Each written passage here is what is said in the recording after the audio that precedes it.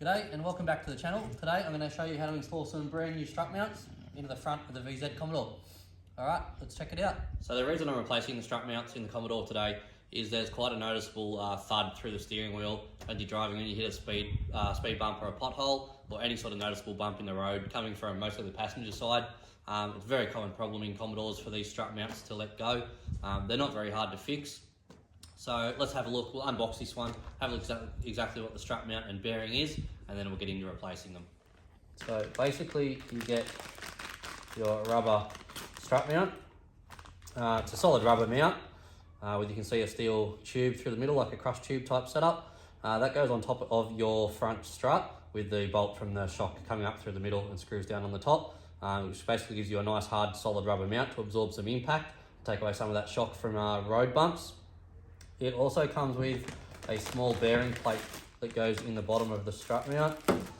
Very simple bearing.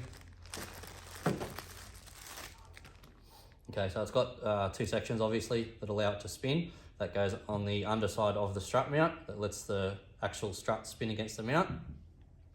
You'll see one side's got a radiused edge that's a bit larger than the square edge side. The idea of that is only go in one way.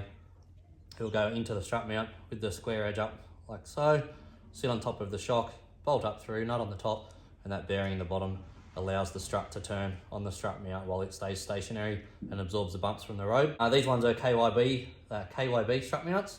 I picked them up from the local Bursons for $88 for the pair. You can get cheaper ones from eBay. They range anywhere from $30 up to, these were listed for $160 on eBay. So I don't think that eBay is always the best bet. Give your local parts store a chance, they might surprise you. But yeah, the ones that are in the car currently, the previous owner told me you replaced them about 4 years ago, but they were only cheap $30 ones. So I've got a feeling that's probably what the issue is. All right, let's have a crack at throwing them in the car.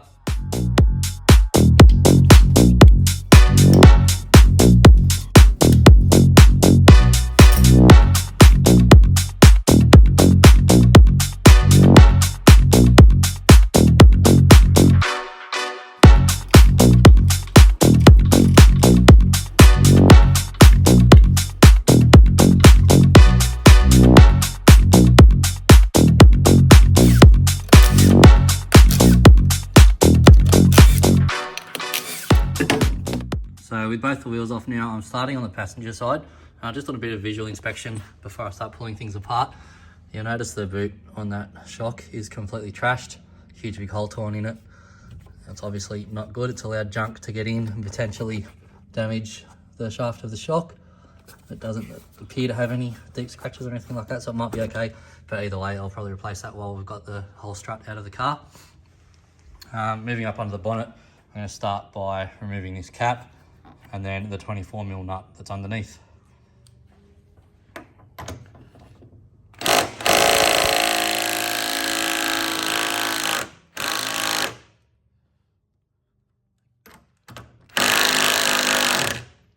Okay, so I'm not going to take that right off just yet. So with that top bolt undone, we'll move down below the guard. You'll see on the back side, there's just that one nut to remove. Takes us down to the strut link pin. Once we've undone that nut, we can pop that bolt through. That'll separate away. Then we've got these two large bolts on the bottom of the strut that hold it to the hub. If we can get around the other side, you should be able to see the two nuts there. Once we've undone those two bolts, we will remove the brake line and the ABS sensor, pull them out of the way, away from the strut. They simply twist and pull out of the back of that mounting plate. And then this whole hub and brake assembly should pivot forwards away from the strut, allowing us to loosen the nut on the top and remove the whole unit as one. Let's go ahead and remove that 14mm nut from the link pin.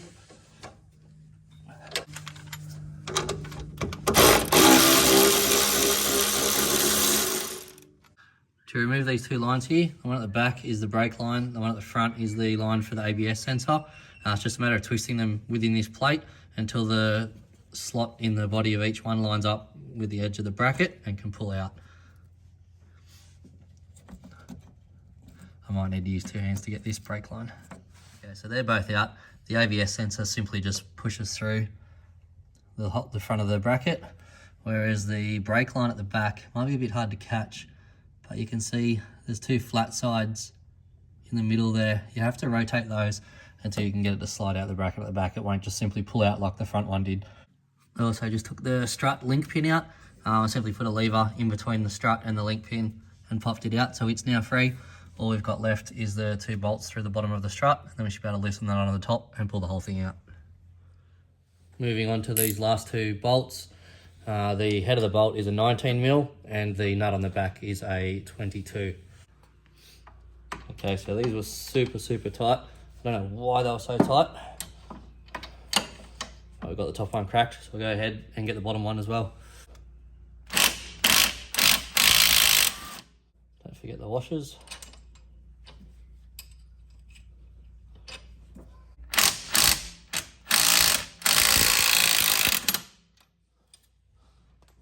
So as you can see, the whole hub and brake assembly has now pivoted forward. If we go ahead and take this bolt out, it should fall away a little bit more.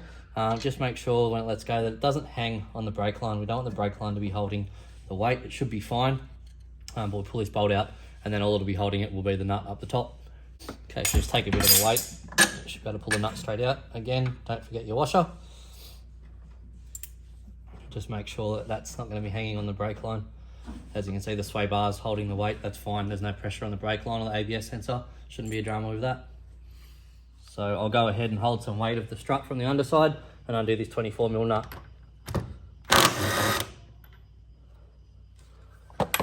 Okay, that's the nut off. The strut will now fall away to the bottom side.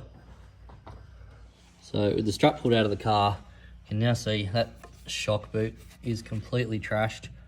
The hose clamp at the bottom's all right. It's just the boot itself has let go. It's been destroyed. This crap fell out of somewhere as well from inside the strut.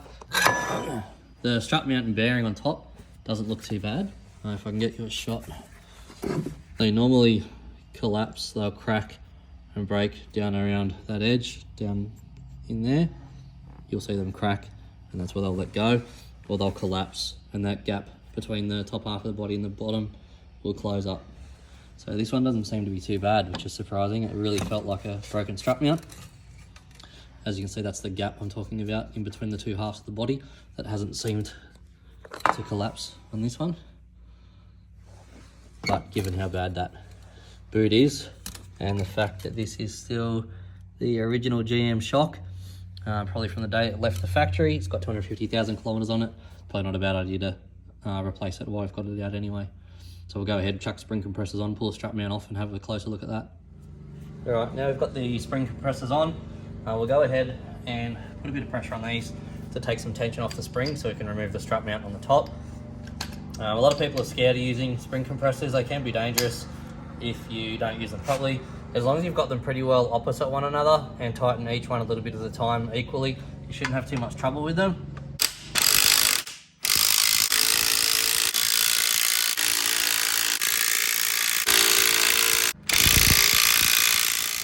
Okay, I can freely spin that strut mount by hand now, which tells me there's enough pressure taken off the spring. There's still a little bit there, not a great deal. Should be fine to undo that nut off the end. Take off all these washers, making sure they go back on the same way, so just set them aside. Should be able to pull the strut mount straight off. It's a bit of a mess in there.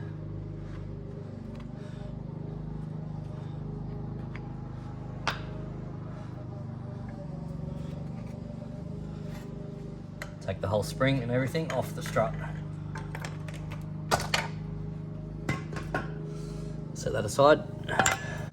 So with the strut completely removed, as I said before, the actual mount itself doesn't look too bad.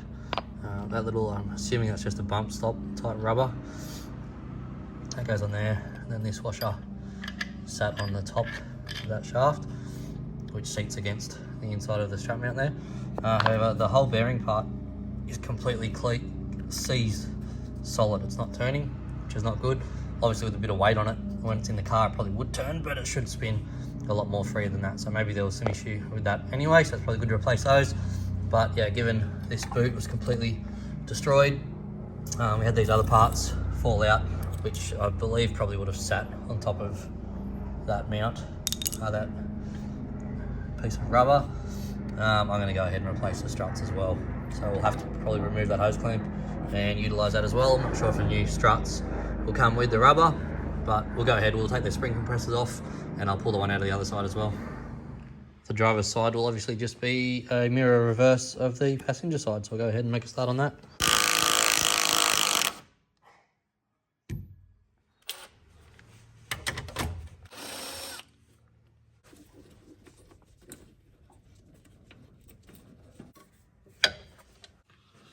Okay, so that's the second side out. I just skipped out a little bit of filming there. Pretty much exactly the same as the other side anyway. You've got the idea by now.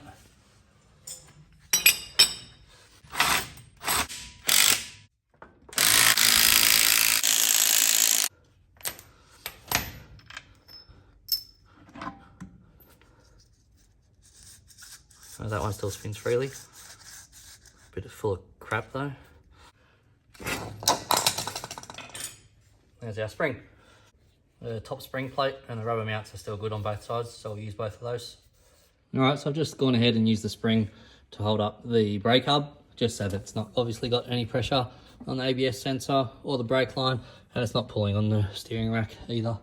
So I've done the same around the other side, just to support it. Same again, no pressure on the brake line or ABS, and it's also not pulling on the steering arm. Strap links out of the way. Unfortunately, as I hadn't originally intended to replace these original shocks, I'm going to have to go ahead and wrap the video up there. I'll order some new parts. Hopefully they should come in the next week or so. I'll be able to get onto the next video. I've thrown them all back together, the whole entire strut assembly with the strut mount, and throw the whole things back in the car. As always, thanks for watching. Make sure to like and subscribe, and I'll see you in the next video very soon.